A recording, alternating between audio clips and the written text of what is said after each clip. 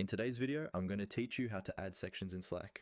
By the end of this walkthrough, you'll know exactly how to create custom sections in your sidebar so you can keep all your channels and conversations neatly organized.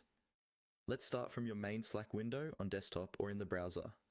On the left-hand side, you'll see your sidebar where all your channels, direct messages, and apps are listed. Look for any existing header in that sidebar. This might be something like starred, channels, or another section you already have. Move your mouse over one of those headers and click on it. This is your entry point to managing and creating new sections. Once you've clicked on a header, a small menu will appear. In that menu, look for the option that says Manage Section and click on it. This opens up the section management panel where you can control how your sidebar is structured. If you don't see it right away, make sure you're hovering over the header text itself, not just the channels underneath it. In the section management panel, you'll see an option labeled Create a New Section. Go ahead and click on Create a New Section. This is where you'll set up a brand new area in your sidebar to group related channels or conversations together.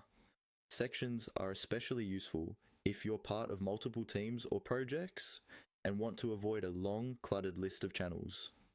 After clicking to create a new section, a field will appear asking you to type in a section name. Click into that field and type the name you want. Choose something clear and descriptive, like marketing, engineering, client projects, or personal.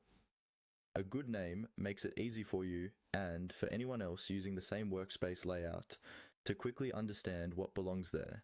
You can always come back later and rename the section if your needs change. Once you're happy with the section name, look for the button that says Create and Add and click on it. This saves your new section and adds it to your sidebar immediately. You should now see the new section header in your list, ready for you to drag and drop channels or conversations into it. Take a moment to rearrange your channels under this new section so your Slack workspace feels cleaner and more organized. And that's all you need to do to add sections in Slack.